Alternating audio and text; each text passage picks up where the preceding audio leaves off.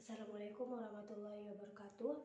Perkenalkan, nama saya Siti Zulaiha, NPM 719212754. Saya di sini ditugaskan untuk meresum mata kuliah Manajemen Sumber Daya Manusia Lanjutan yang akan membahas tentang komunikasi kerja.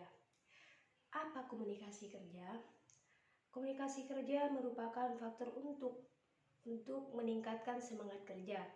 Dengan semangat kerja yang tinggi, pegawai akan dapat bekerja dengan perasaan senang dan bergairah sehingga mereka dapat berprestasi kerja dengan baik.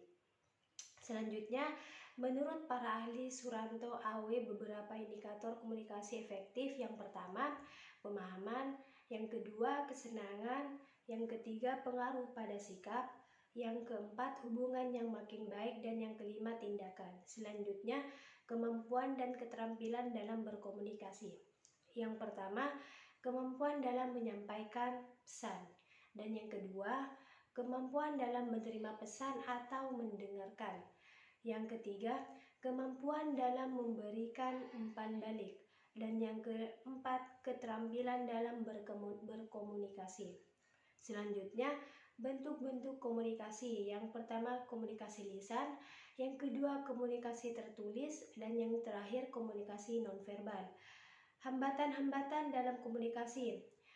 Komunikasi dalam prosesnya ada saja beberapa hal yang merintangi atau menghambat tercapainya tujuan dari prosesnya komunikasi. Hambatan atau rintangan dalam komunikasi bisa berasal dari pribadi komunikasi dan komunikator. Selanjutnya, prinsip dasar yang mempengaruhi komunikasi. Yang pertama, faktor teknis. Yang kedua, faktor perilaku. Dan yang ketiga, faktor situasional. Yang keempat, keterbatasan waktu.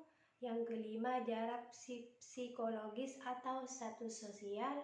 Yang selanjutnya adanya evaluasi terlalu dingin, lingkungan yang tidak mendukung, keadaan si komunikator, dan yang terakhir gangguan bahasa dan lain-lain. Misal, ada pertanyaan, bagaimana cara mengatasi hambatan dalam komunikasi agar komunikasi tetap berjalan dengan lancar? Jawabannya, untuk hambatan teknis bisa mengatasinya dengan selalu melakukan pelatihan teknologi agar karyawan selalu update dengan teknologi baru.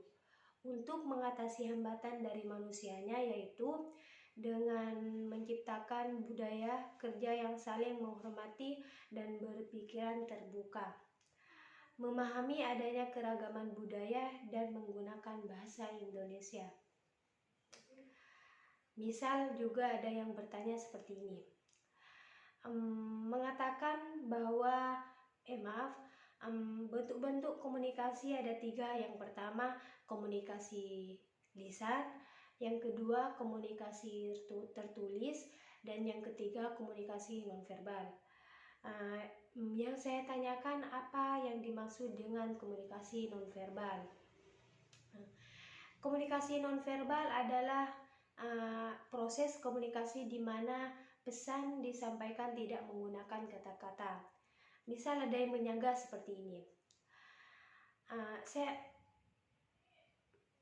pesan itu tidak disampaikan menggunakan kata-kata, berarti disampaikan menggunakan apa ya Mbak? Seperti itu. Jawabannya, misalnya menggunakan gerak tangan untuk menunjuk dan meminta sesuatu, melakukan kontak mata, sentuhan, intonasi, suara, mikroekspresi, dan bahasa tubuh. Sekian dari saya, kurang lebihnya mohon maaf. Wassalamualaikum warahmatullahi wabarakatuh.